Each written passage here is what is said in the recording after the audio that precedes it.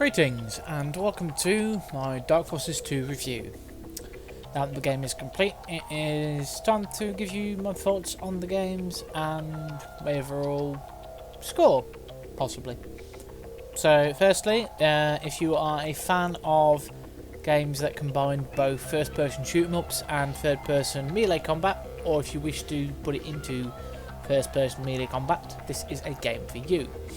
Now, if you want to see where some of the combat style systems developed from this earlier point in gaming, play this game. If you're a fan of the original Jedinight series as well, I do recommend playing it, as this is the game that started off that series and was beloved by many fans. Granted, if you are somebody who does much prefer your shiny graphics, this might not be the game for you, as it is quite dated. Though there are several mods that could update it to something that does look like the Jedi Outcast series. Sorry, the Jedi Outcast game. Though at the moment those modifications probably do need a bit of an update. I did look into putting them on myself for the Let's Play, but after spending about half an hour trying to get them to work, I just decided, screw it, we're going to go with vanilla. And maybe if we can get it working in the future, we'll give it a try again and do a modded Let's Play with the Jedi Outcast sort of style. But the good points are, I very much did enjoy the simple interface of the game, the feeling of not having any quest markers or anything like that, of just being able to pick a direction and pray that it's the right one. Either or, eventually you would run out of areas to explore and you'd find something new on the map or something you'd not seen before. So it did have that sort of thing that you'd have to really look yourself, and the reward that comes from that is you find a new area, there's new stuff around, and then there's new shiny items and power-ups to find. One has many different types of enemy to face, and even some of the similar Wolfenstein enemies where they'd be behind a corner and they'd try and ambush you, which at points got me killed, as you may have seen from the Let's Play.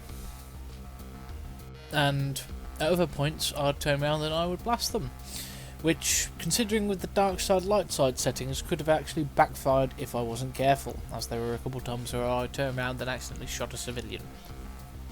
The actual introduction of the moral choice as well was a revolution at the time, because it got players to, you know, have consequences to their actions, and what they did in the game would ultimately affect the story.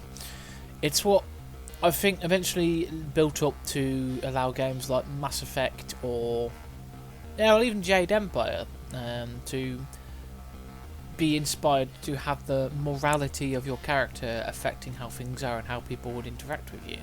This could even lead into a bit of foreshadowing to the game that takes place directly after this, the expansion to Jedi Knight, Dark Forces 2, which was Jedi Knight Mysteries of the Sith, where you play as Kyle's apprentice, Mara Jade, who, those of you who know who Mara Jade is, know her backstory and her part in this, in that she eventually has to rescue Kyle. I'm not going to go into too much details because I am considering now doing the Let's Play of that, considering the reference to a certain female character in The Mandalorian wielding a purple lightsaber. I really hope they don't ruin Mara. I really hope they don't. But we'll see.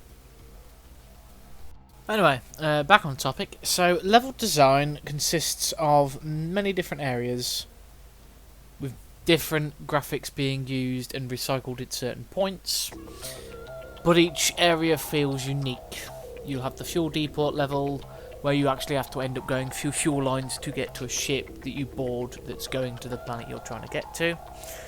And that is actually one of the more tense missions, because if you slip or you fire a blaster bolt into there, or if the enemies fire a blaster bolt into it, it'll blow up and it'll take you with it. Little tense. Oh no, here, I'm trapped in this one room. Oh look, a blaster door. Oh no, they're going to shoot me. Don't miss. But if they hit me, I die. But if they miss, we all die. It's one of those levels. It was quite fun. So like I said, if you do like that sort of fun, play this game seriously. Even if you can get around the graphics. That being said, there will be certain points of levels and bits of the game that do frustrate you, especially when everything is exploding around you in a later level in the game. Especially when you've got to press buttons to unlock something that it's hella easy to miss. Really, really easy to miss. But that is part of the fun. The frustration will keep you there. It's essentially like with Dark Souls, you would rage quit, although yeah, Dark Souls is still the only game that I've really only rage quit on.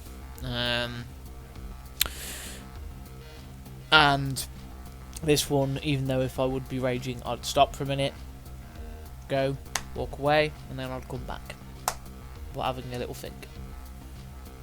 But yeah, just to summarise, if you like intricate level design, not graphic design, third person, first person based melee combat and first person shooters, I would recommend playing this game. Hell, you can even see the Kel dragon and try and punch it in the face, although it is actually a lot more difficult than it was in Dark Forces 1. If you don't know what I'm talking about, have a look at, I think it was episode 9 of my Let's Play, where it's entitled Punch a Dragon in the Face. I'll put it at the end of the video, towards the end. Anyway guys, if you have liked what you have heard, perhaps consider leaving me a like and a comment, maybe get a discussion going down about this game and what you think. Please also share this around, as that does help out the channel grow, and I really do appreciate that. And if you haven't already, please hit that subscribe button and please check the bells for notifications. That being said, I hope you all have a good day and take care, and as always, may the law keepers ever be in your favour.